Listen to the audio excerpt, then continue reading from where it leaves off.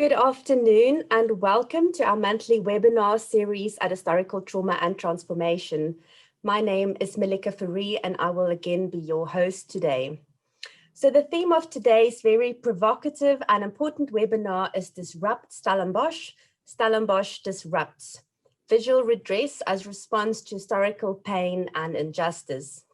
The focus of this webinar is on disrupting and transforming historically white spaces such as Stellenbosch University, where the structural, symbolic and institutional dimensions of racism have so often been minimized or silenced.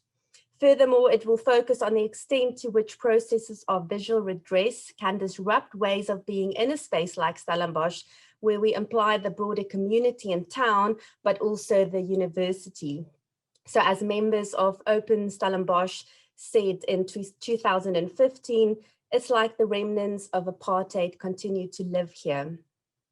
The rationale for the webinar title is to convey something of this potentially cyclical nature of disruption.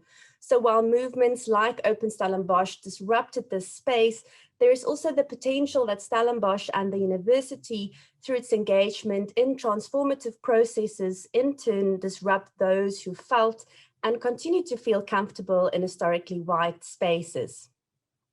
As always, we are delighted to have so many of you, both local, international people join us today. We had more than 200 people sign up for this webinar and a very warm welcome to all of you.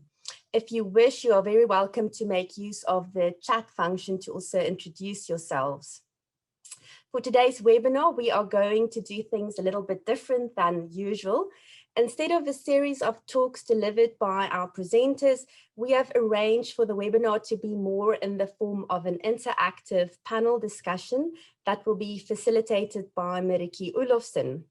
Marietjie is also the person who put together this wonderful lineup for us today. And besides being very passionate about visual redress, Marietjie is also the manager of the Ubuntu Dialogue project, hosted by the Stellenbosch University Museum and the Michigan State University. She's also senior researcher here at Historical Trauma and Transformation. And many of you will know Marietjie for her recent book, These Are the Things That Sit With Us, which she co-edited with Professor Pumla Gobodo-Madikizela and Friederike Bubenzer.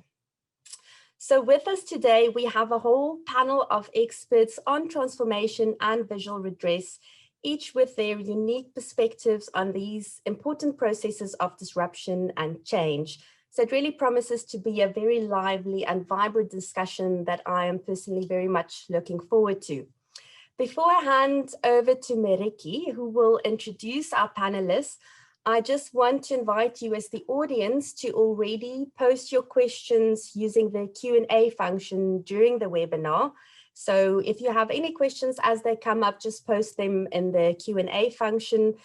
We have planned to have 20 minutes available at the end, but now it has been brought under our attention that load shedding has been scheduled in Stellenbosch for 2 p.m. So we are not sure how this will turn out.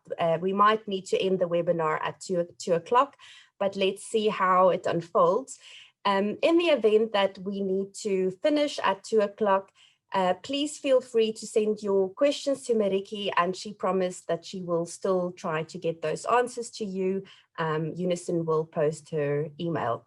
So that's all from me. I'm going to hand over to Marietjie now. Thank you very much. Thank you very much, Melike, and thank you to all the audience members who made time to attend this webinar, and a very warm welcome to the panelists who are joining me today. In 2015-2016, student movements across South Africa forced us to think again about what institutions of higher learning represented, what is taught, how it is taught, and how these institutions looked and sounded like to Black students who were now attending institutions that previously excluded people who looked and sounded like them. The students disrupted a system of education that made them feel excluded and unwelcome, a place where, in the words of one Black student at Stellenbosch University, "The color of my skin is a burden." And another one said, "Where I feel like it is wrong to be Black." "We caused the disruption, says one student in the luister video, from which the two previous quotes also come from, when no one was listening to us. With me for this conversations are Stephanie Conradie, Renee, Hector, Kellerman, Dr. Leslie van Rooi, Professor Elmarie Costandius, and Professor Aslam Fataar. Stephanie Conradie was it is Renee Hector Kannemeyer. I don't know why I keep on calling her Kellerman. Sorry about that. Stephanie Conradie was a student at Stellenbosch University in 2015 and 2016. She participated in the Open Stellenbosch movement, a progressive movement inspired by and coincided with the Fees Must Fall and Rose Must Fall movements across the country. Stephanie now teaches printmaking at the Visual Arts Department at Stellenbosch University, where she's also a PhD student. I will first talk to her about her experience of the Open Stellenbosch movement. I will then ask Renee Hector Kannemeyer to talk about Stellenbosch University as an institution that sits within a broader community and the challenges of redress and restitution that are required by this symbiotic relationship. Renee is the Deputy Director for the Division of Social Impact and the head of Marti Community Service. Dr. Leslie van Rooi was appointed Senior Director of Social Impact and Transformation at Stellenbosch University in 2017. I will talk to him about the university's vision of a transformative campus space, a space that acknowledges and welcomes diversity, and how and where visual redress features as part of this vision. Professor Elmarie Costandius is an associate professor in the Visual Arts Department at Stellenbosch University and a member of the university's Visual Redress Committee. I will talk to her about her experience on this committee and how she thinks about art as a transformative tool. Professor Aslam Fataar is a distinguished professor in the Faculty of Education at Stellenbosch University. He co-edited with Professor Costandius the book Evoking Transformation, Visual Redress at Stellenbosch University. The book will be launched later this month. Professor Fataar will respond to the conversation with Stephanie, Renee, Leslie, and Elmarie. Stephanie, so I want to start with you. You were part of the Open Stellenbosch movement. What do you think made the disruption spurred by the movement so urgent? And why did you feel compelled to be part of the movement? And is Stellenbosch University listening now? Hello, everyone. So I think, thank you for joining and for joining the conversation. At the time, it was quite telling that it took Stellenbosch University so long to join all the rest of the universities with student movements. And at the time, there was sort of radio silence as the rest of the country was, or the rest of the country's universities were all finding ways of voicing their discomfort with the university system and institutionalized racism that is throughout all of the different universities, no matter which previous university it was. And so I think that the way in which Open Stellenbosch formed was under a banner of looking for something like the Rhodes Monument under which they could group together. So when the initial meeting started, everyone sort of asked, what is the Rhodes, what is Rhodes at Stellenbosch University? And what came out was that the language Afrikaans was still being used in the institution in a way that ostracized many Black students. And it was contentious because at the same time, there are many brown students at the university that speak Afrikaans. And so it was a very contentious move, but under the guise or under the use of Afrikaans came not only the language, but the institutional culture that it represented.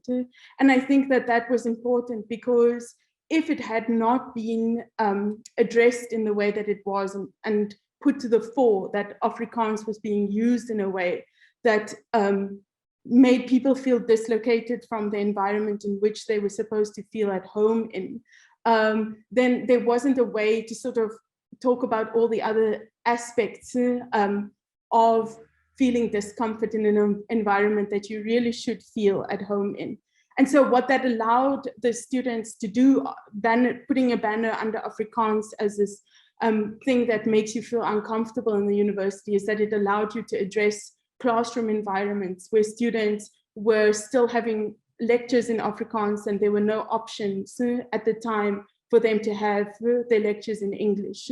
Secondly, it also addressed institutional cultures of the residences in which students were living in, and how Afrikaans was being used as a cultural mode of operating that didn't include a diverse range of students and their cultural practices that they would actually be able to come and use to bring a wider range of, or more particularly to shine a lens on the rest of South Africa and not a microcosm, which I think that often Stellenbosch ends up being, is the microcosm that doesn't exist anywhere else in the country. So it operates like a bubble.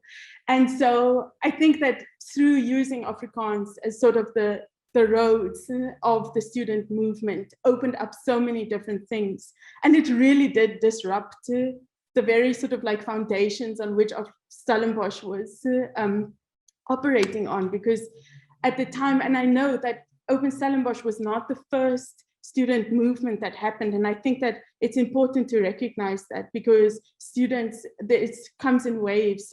Students were participating in protest action before Open Stellenbosch. But what Open Stellenbosch did, and I think at the time it was because there were more Black students on the university campus. And as more Black students came, it just becomes ever more present that the institutional culture was not welcoming to those students. And so it opened up a broader dialogue. So it was like first like a river, and then from there, many tributaries just started developing, where not only in the discussions to the university itself, but even in the student movements itself. Yes, and I mean, I feel a little bit uncomfortable speaking about the movement when I have to recognize so many other students that were really important, played an important part in challenging things like the language issue at Stellenbosch University and the language policy. And so I think that where it sort of came in 2015 and 2016, it started with language. It went all different directions. It started challenging issues not only of language and race, but also of patriarchy and of curriculum and of visual redress. So it really was an opportunity to really expand and like open up many, many broad dialogues and challenge the university. But what many of the students did in the end was then bring it back to the issue of language and challenge the language policy, which I think was an extremely important win that the student movement did in the end. I'll get to your second question then. Don't want to take up too much time, but the reason why I joined was at the time I was doing my master's in art education, and Elmarie, the coordinator, is also on the panel.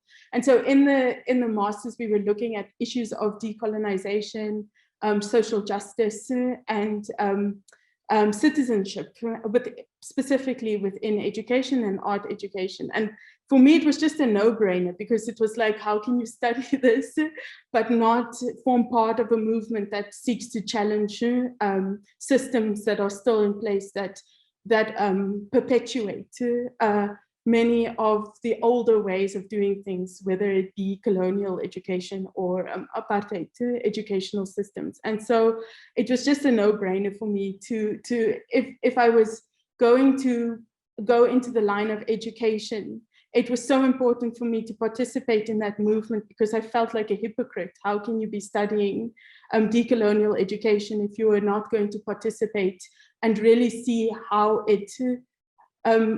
you can be part of a change or a system of change, other than just like cowering into the background and accepting things. I think it's just, you can't stand back and accept when injustices are taking place.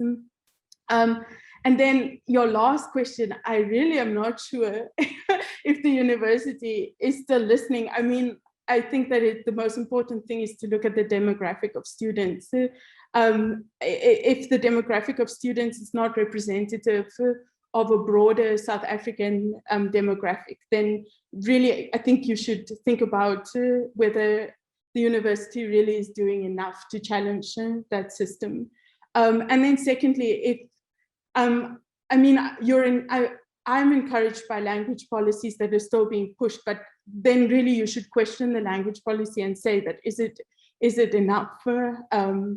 And then, I mean, I went to a residence meeting at Huisvisser the other evening, and I was very encouraged to see a much more diverse group of students in the residences. So I've been there. I haven't been in the residences maybe for the last like 6 to 7 years. So it was quite a surprise for me. So although it's slow process, it doesn't feel like it's quick enough. I mean, we're 20 years after into a 25, I'm not sure my numbers now, but we're 25 years into a democracy, and Stellenbosch is still the same questions keep coming up. So it just begs the question of how, if transformation takes place, and we know transformation is a long and slow process, aren't there mechanisms that you can put into place to fast track transformation in such a way that it becomes something where we're not having to have these discussions of race and of feeling discomfort in an environment? So yes, I'm not sure if that's enough of an answer, but yeah, that's where I'm presently at. I'm unsure if the university is doing enough. I mean, I look around in my own classrooms, and if the classroom body is still majority white, then you really have to question whether enough is being done, and the lens then turns back on myself as well. And if I'm in a position where you could, for instance, bring more students in, then have you really done enough as well as an educator to make your classrooms representative of a larger South African body? So yeah, it's an outward and inward gaze and lens that I think needs to take place. Yeah. I think that's it, unless you want to elaborate on anything else. Stephanie, thank you very much. I think you made a few very important points. The fact that a language policy can be so controversial and contentious, I think that is something that connects to this feeling of feeling unheard and not being acknowledged and unrecognized. So I think that you also, I love how you talk about tributaries, many tributaries that flow through this process of transformation, of which language is one of them. You talk about race and gender and patriarchy, but there are lots of tributaries, and I think the language issue perhaps is in the front because it says so much about being heard and being listened to and being able to speak and having a voice. So thank you very much for that. That what you also mentioned about you couldn't stand back, and I think that is something a lot of people struggle with. How do you get involved? How do you not stand back? How do you become a participant instead of just a commentator in the background? And And I think that's encouraging that actually there's an obligation there, and to turn the lens on ourselves as well, not to just look outward, but also to look back at ourselves. Renee, if we talk about getting involved, then we get to the question of, it is not just the university as an institution that we are talking about. This conversation about redress at the university is about redress in the broader sense of the space, the town and the broader community of Stellenbosch, where this university is situated. So you call what happened with the Lukhof School and in Die Vlakte the first disruption, I'm quoting you, of Stellenbosch. And I wonder if you can remind us a little bit about that history, how it was, and perhaps how that history continues to force us to be disruptive. Thank you very much, Marietjie. Good afternoon. And that is very true. Stellenbosch is located within a town. And so there's lots of engagement and interaction with the town over decades, really. And so I want to start my contribution with a quote from a book compiled by Jules and Biscom and other community researchers called In Ons Bloed. And so the quote is by Professor Chris Brink, and he was the rector and vice chancellor of Stellenbosch University in 2006. And it is sadly just as relevant today as it was then. He says, Stellenbosch to this day is a divided town. There's the white Stellenbosch of Mosselstruf and Die Boert. There's the brown Stellenbosch of Clutisville and the Vlei. And there's the black Stellenbosch of Kayamandi and Die Brug. But before all of this, at one time, there was Die Vlakte. There was once a place where people from different backgrounds and religions were free to live here in Stellenbosch.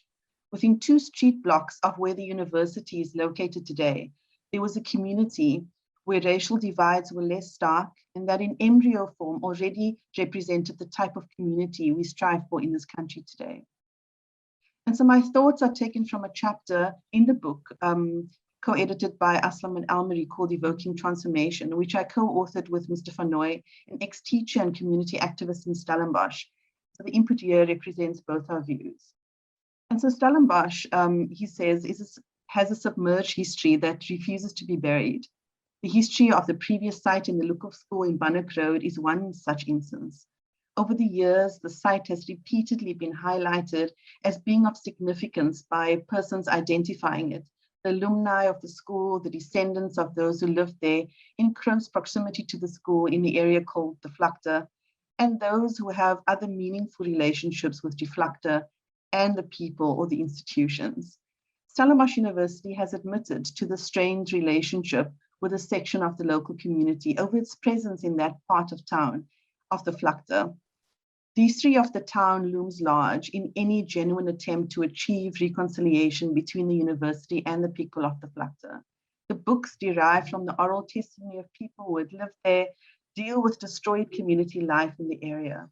They resonate with sentiments of regretful loss, nostalgia, indignation, and anger. And so when we think about the definition of redress, it really frames the conversation we're having today.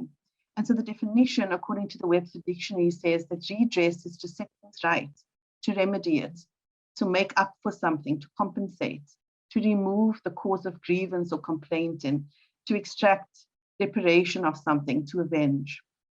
And so I think historically it is really important that we can't move on without looking at how Stellenbosch was disrupted by the forced removals in the late 60s and early 70s. And that is important for this conversation.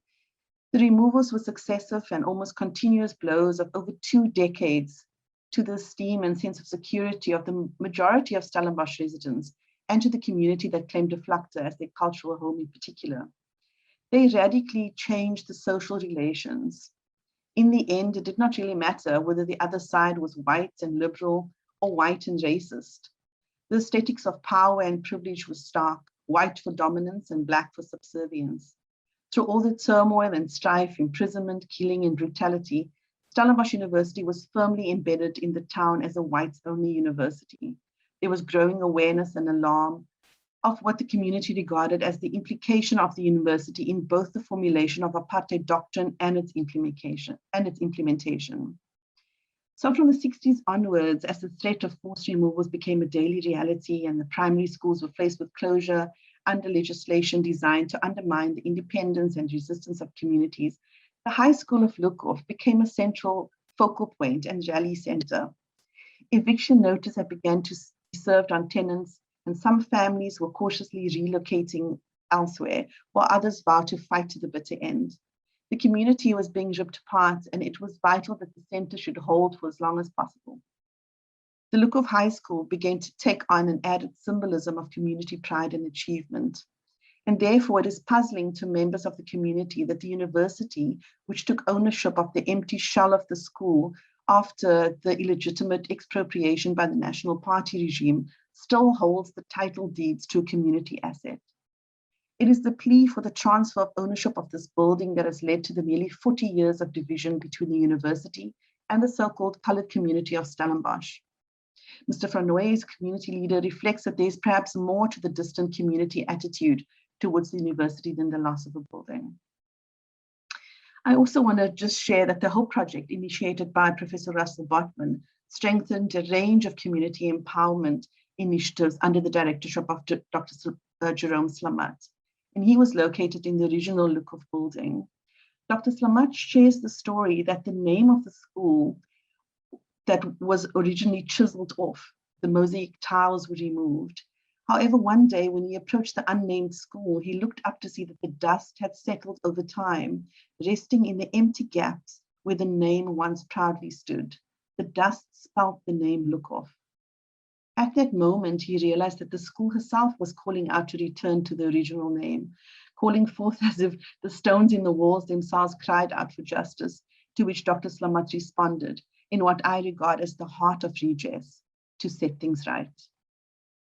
This return of the name had a profound impact and was interpreted by the community as a deliberate signal regarding the future destiny of the building and the beginning of a process of meaningful redress. Also in the declaration by Professor Russell Botman, referred to in his message delivered at his installation as Vice-Chancellor, said that he is committed to pursuing a pedagogy of hope. He stated that the handing over the Lukhof building to its rightful owners is the materialization of that pedagogy of hope. Botman explained that the ownership would serve as a balm of healing to the deep wounded wounds and pain in 2007. And so I think it's also important to understand place identity when it comes to the vlakte, significant buildings, and also just the forced removal of people from their home. And when seeking to understand place identity, it's critical to explore how a place is intrinsically connected to a sense of self, and how a specific place is incorporated into who we are and our understanding of selves. The trauma of grieving a loss of home or community through forced removal is not only about the assault of property or the assault on property, but more deeply and more importantly, it's also about an assault of the self. And so Manzo argues that a place is political, especially in this instance of racial discrimination. The emotional connections to place transcend time. And that was so evident in the community members' response at the Lukhof School renaming ceremony in 2007. Members of the school community who attended the ceremony, many of who were learners at the school, remember the school removal in 1969 with deep emotions, accompanied by expressions of pain.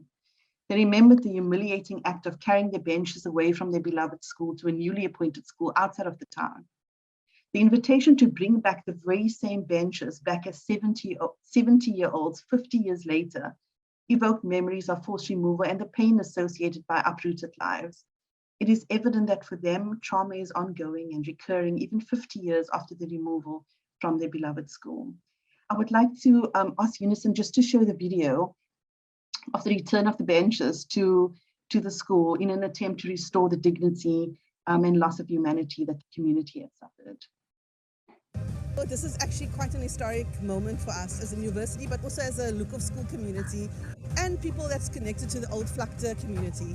So today really signifies a process of herstellende aksie, restorative justice, but also it speaks to restoration of people's humanity. I think with the carrying up, the forced carrying up of the benches when they had to vacate the school, there was a loss of dignity and humanity.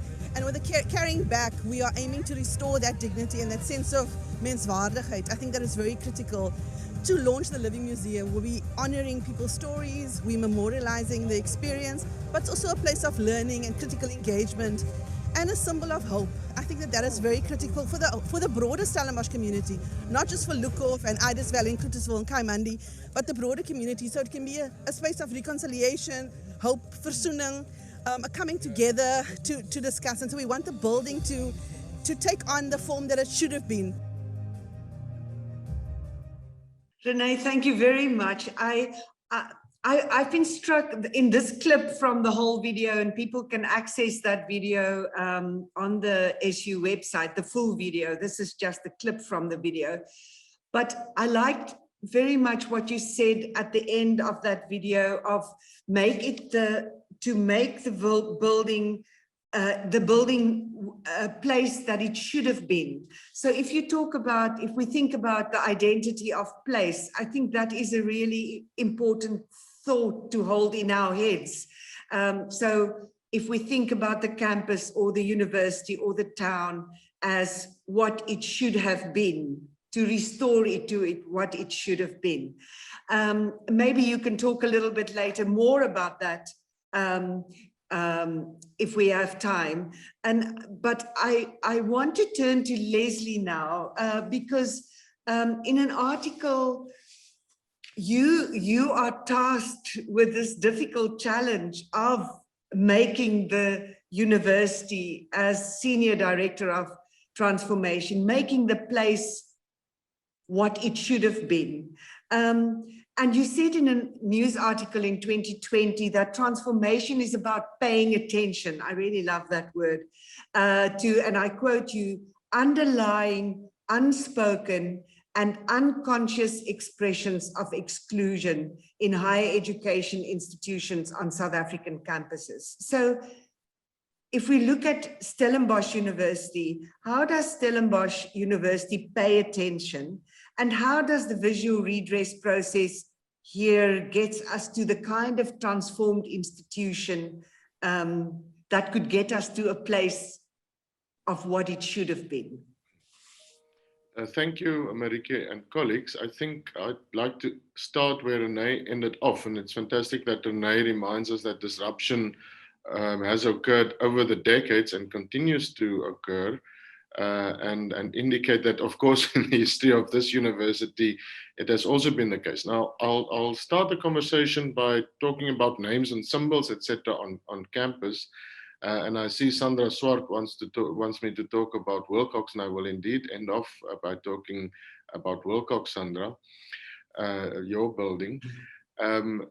So the nature of symbols and names of this university is, not a by chance experience. The project of this university and what it stands for is deeply, deeply embedded in an understanding of Afrikaner nationalism that this university both inspired and made real in a number of ways. Now, I remember my first interaction with the then DF Milan building was for two reasons. The one was it was the first place that I voted, and we voted next to the bus that was then still in the hall of DF Milan, which you can imagine made for a very interesting voting experience.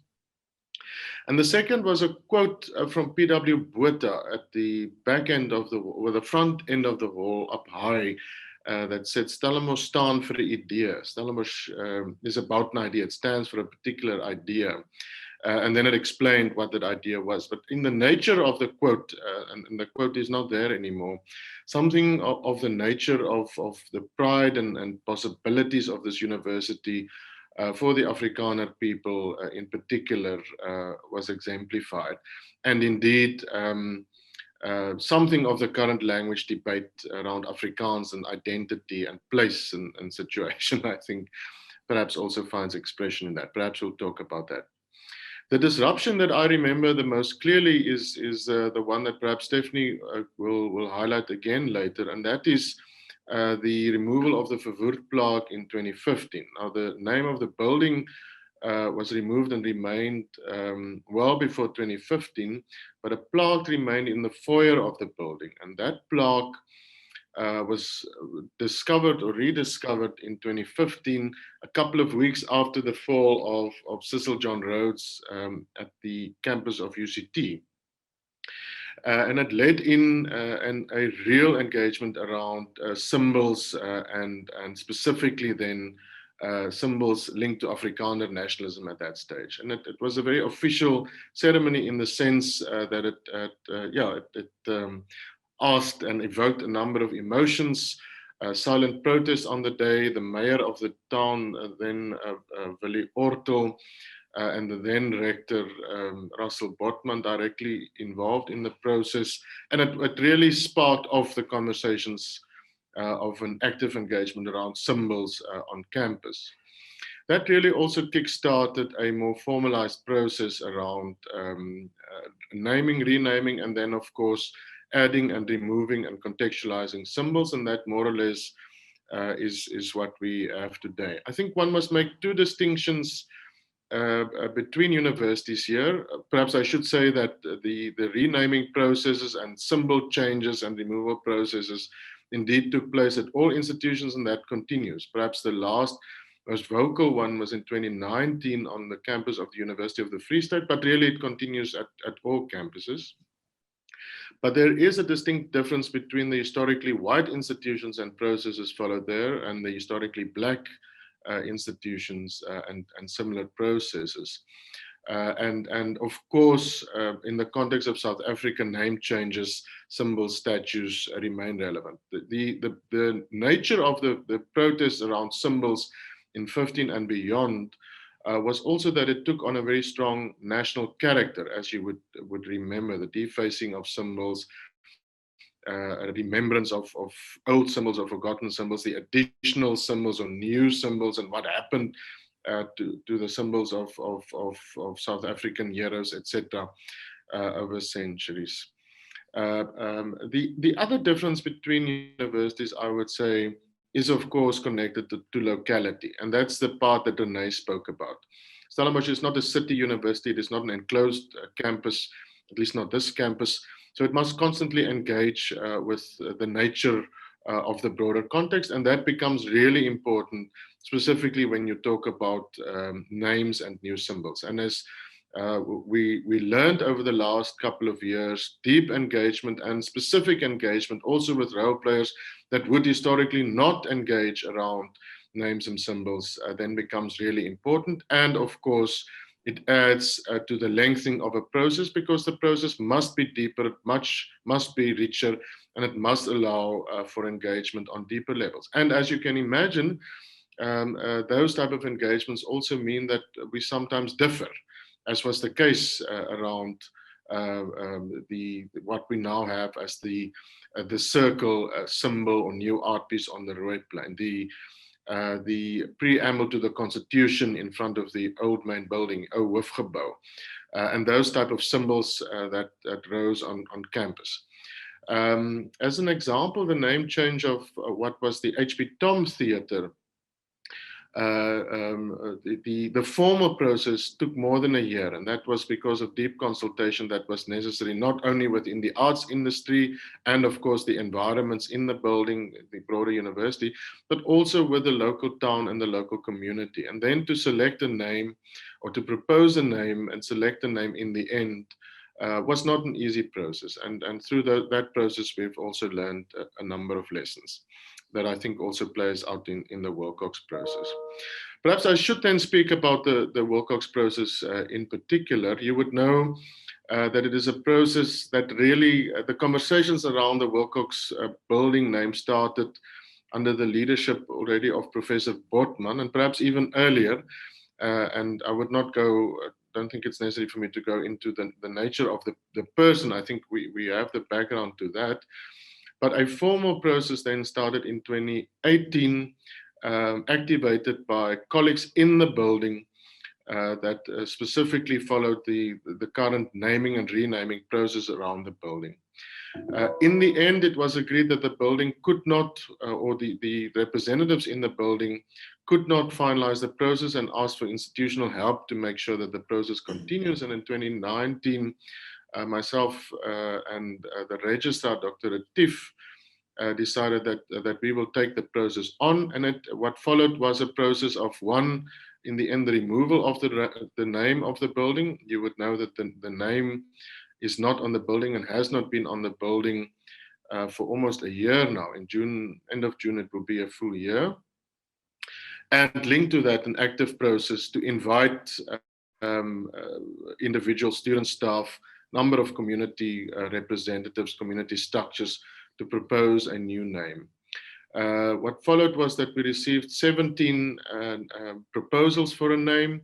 The extended naming committee then had to work through the proposals and indeed, where it was necessary, engage with role players around some of the meanings and nuances of the text.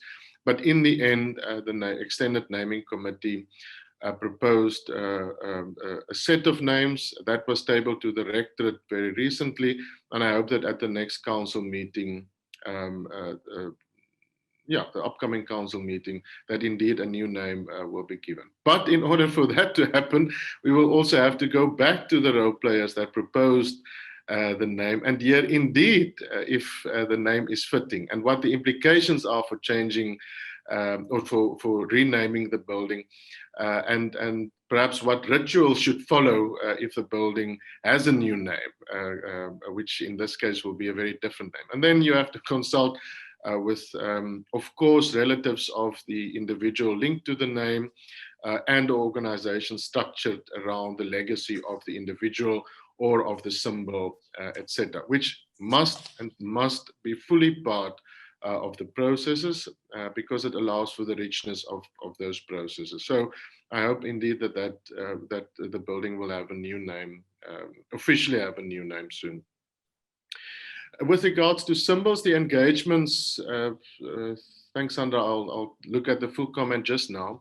With regards to the nature of symbols, I think there are a couple of things that in the draft policy that was approved by all faculty boards recently and approved by Senate in the last meeting, highlights a couple of things. So one is the deep nature of engagement, that if you want to do something, even in conceptualizing something, it is quite important that you involve stakeholders and relevant role players. That is quite important, and we've learned that lesson over and over. Even the fact that you sometimes come with an idea on a concept, this allows formal involvement from role players, and particular role players that you want to involve, and role players that we would like to invite in, i.e. role players that would historically not be part of processes, not be allowed to take part in processes.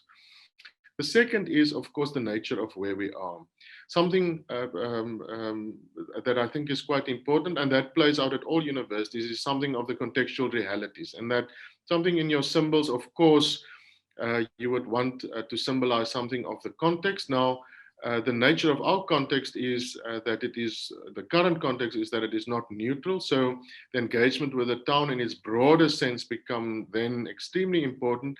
And then of course, also something of our situation in a province and in a continent that historically has not been fully part of the visual representation of the institution becomes important. And then the collaboration between town and the university in a third sense is quite important. That differs from processes at the University of Cape Town, but is similar to processes at Rhodes University, for example. And that is the type of new symbols, and you would have also seen some of those in town, and an explicit focus on a broader array of art and a broader array of symbols, also symbolizing the nature of our South Africanness, and our Africanness then becomes important. So the collaboration in that sense between town and the university becomes even more important. And then, of course, the nature of politics will play in that is the nature of towns as well.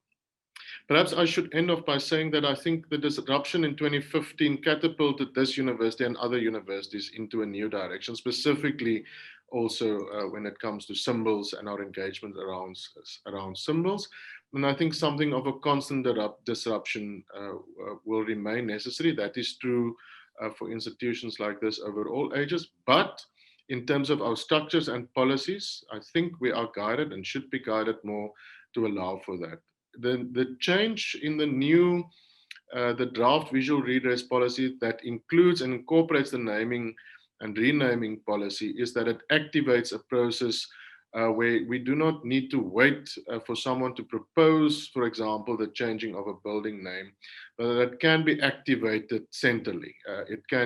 We can also ask and start the process of renaming. We do not only need for someone in a department somewhere to activate the process, which I think is a more active process. It is not a reactive process in the sense that we will wait for and then consider.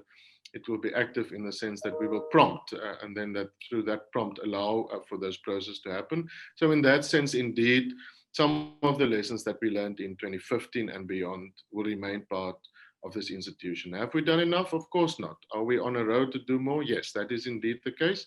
And we hope to continue with that, and the help of the Visual Redress Committee within the broader Transformation Framework and Transformation Committee plays a pivotal role in that. Thanks, Marietjie. Thank you very much, Leslie. I would have loved to talk more to you about that tension between what is obviously slow process engagement and the urgency, because I think there's a tension there. But we have about less than 15 minutes left before load shedding hit us. So Elmarie, I know that you have a particular reference point that compelled you to think differently about this process of visual redress. And I wonder if you could talk to us about that moment and what have you learned from your involvement in the visual redress process, and specifically about art as a medium for learning and transformation. Thank you, Marietjie. My process of engaging with students in different spaces started about 11 years ago.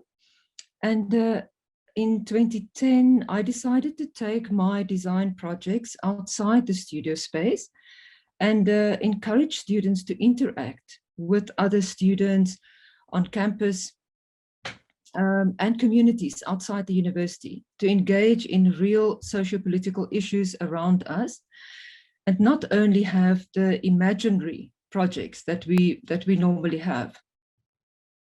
Thank you, Unison. Thanks. So in 2011, a group of students put a portable toilet on the Rooi plane so that students could write in a private space what they feel and think. The project was called Make Your Private Thoughts Public. So that was in 2011. And within the first day, the toilet was filled with different comments. And then Professor Russell Botman was very interested in the toilet intervention when he saw the images of the blue toilet, and asked if we could reinstall a toilet so that students have another opportunity to voice their concerns. And that was in 2013. So Professor Botman was truly interested in what the students wrote on those toilets and made an effort to engage with their concerns. And that was in 2013, as I said. And then another group, again in 2013, also built a scaffolding in front of the Marietjie statue. And another group suggested a wall garden. And that was the first time that the concept visual redress emerged from the student projects. Unison, can you show the next slide, please? Right. So in the last couple of years, quite a lot of these current visual redress ideas and projects such as the welcoming messages on the benches of the Rooi plain.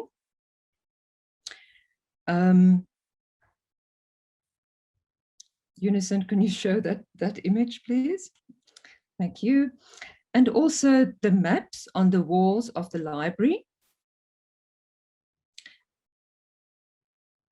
And then I also saw there was a question about this. This was also a student during their projects that suggested, to have these maps of different communities on campus.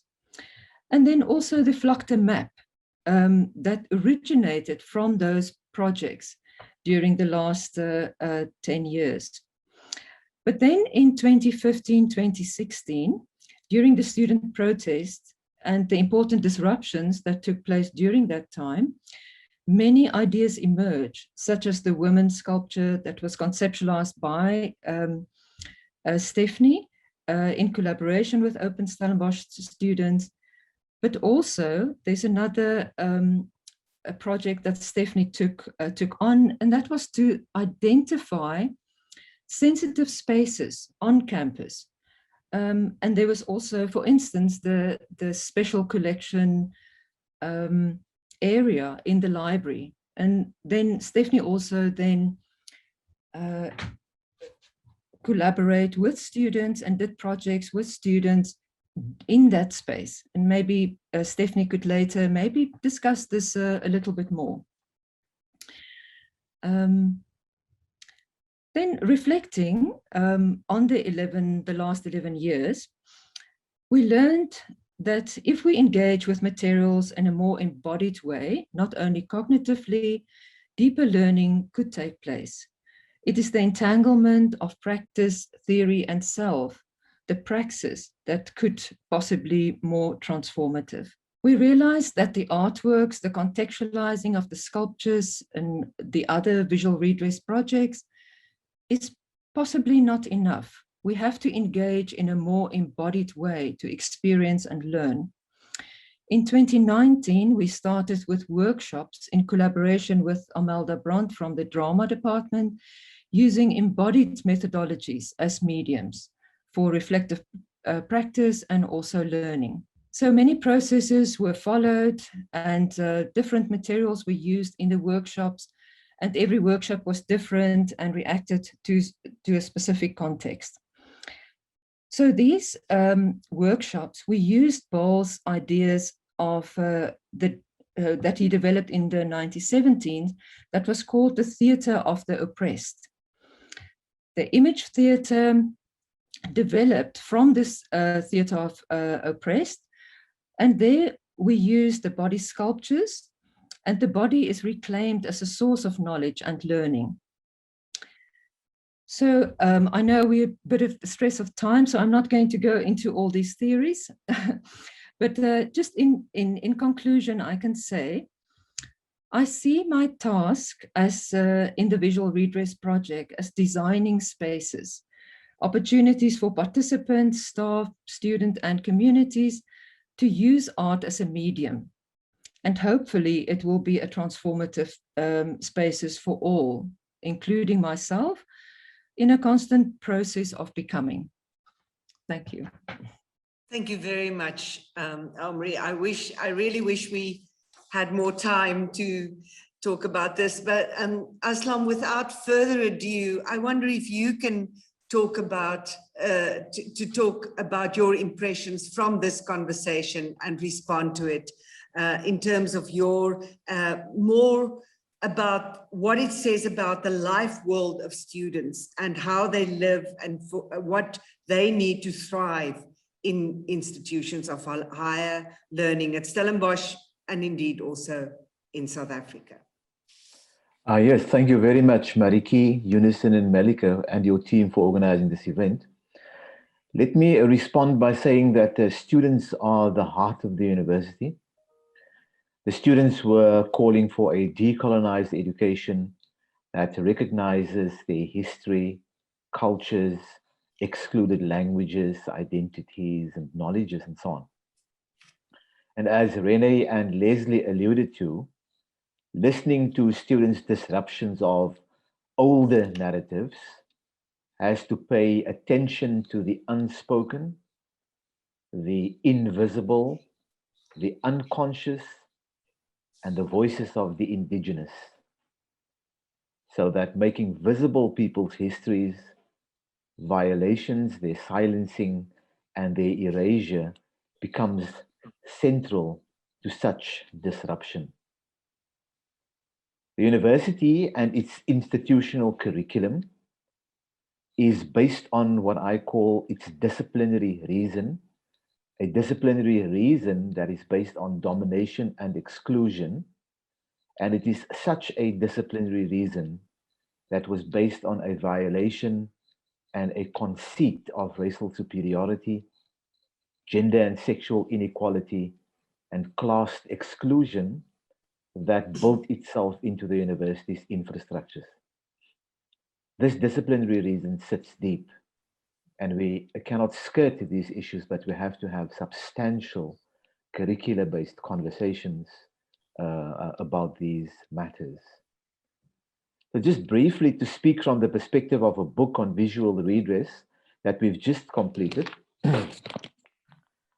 It shows that the visual culture and redress activities during the last decade at Stellenbosch University has begun to puncture this narrative of exclusion. The visual redress activities that was instantiated at the university, particularly over the last 5 years, had begun to advance norms of restitution, inclusion, and cohesion, and we argue that it has advanced a praxis of visual redress. In other words, a way of doing it and a way of theorizing and thinking about it. But we do argue that what is required is the promotion concertedly of a critical decolonial literacy in our teaching and learning endeavors all across the university. But I want to suggest too, finally, that art on campus ought to be viewed as a site of unsettlement, destabilization, and critical conversation. Art has to evoke conversations of a past that divided, a presence that is pained, uncompromising, yet hopeful and inclusive. And art has to help students and staff deliberate on challenges associated with uncertain futures. We therefore turn to our institutional curriculum. The word institutional curriculum does not simply refer to the curriculum of the classroom, but it refers to the institutional culture, it refers to the practices that we engage in when we sit in meetings, when we walk around in the recreational and resident spaces, and so on and so forth. That it is in this institutional curriculum that we have to concertedly facilitate open-ended conversations that would allow us to imagine us becoming a more humane and just world and to figure out our place in it. The university's disciplinary reason has to change fundamentally in order to facilitate these kinds of processes. Thank you very much. Thank you very much, Aslam, there are a few things that stay with me, and that is that the word that you use is puncture, which is even more stronger than disruption and there's a lot to think about there.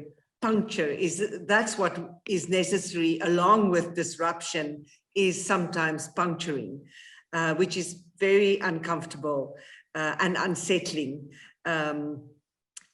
So yeah, thank you very much for that. I am not sure how long we will have grace after 2, or indeed if we will have grace. But I'm wondering if I noticed that there was a question, Elmarie already answered, I think, some of the questions around the Visual Redress Committee and the maps. But Melike, I'm wondering if you saw other questions that you thought were urgent for responses. Marietjie, I think since we don't know how much time we have, I think it would be nice maybe to have the original panel discussion we planned. So maybe to just give our panelists the opportunity to respond to each other, what has been said. I'm sure they also followed the questions posted in the Q&A. So I think let's open it up to all our wonderful panelists who are engaging with these issues on a daily basis. And, you know, maybe just by way of raising a hand, you can indicate if you want to respond to anything that's been said. So let me ask if any of the panelists have something in response to say in response of some of the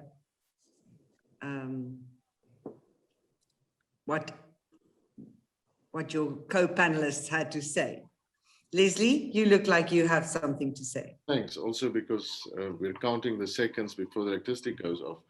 It would for me be interesting. So Elmarie indicated that most of what we've done now is built on the lessons, conversations, examples, and processes guided by students that started in 15 and 16. And of course, there are more, and that has continued. Also, the examples that Renee has shared, and some of the additions and changes, I mean, happened thereafter. But it would be interesting for me to hear from Stephane how that sits. We've never had this conversation, Stephane, but I wonder how that sits, and if it indeed shows what it shows, and if indeed it has any effect or not. Don't know if Elmarie and Stephane has had the conversation before. I'm sure you have, but that might be interesting for us to hear. It looks like everyone who is in or near Stellenbosch has been affected by load shedding. So I wondered if we should just close this session with one or two final words. From my side, I just wanted to say that the book that we've been working, all of us who are on this panel have been working on, will be available by the end of the month. But I think what is also important is to refer to Marietjie's opening contextualization of this conversation, to looking at the space of welcoming, the space of belonging, especially for Black students, if the visual redress process has aided in that sense of belonging. And I think that is a conversation that still has to be held. What measures have been put in place to test whether people feel a sense of welcoming, belonging in a place that wasn't set up like that. How far have we moved in the transformation journey? I think that still is a conversation that needs to continue. Yeah, so thank you very much, colleagues. I would like to wish you well for the rest of the day, load shedding permitting. And so we would like to greet you good afternoon and have a wonderful rest of the afternoon. Thank you very much. Thank you. Bye-bye.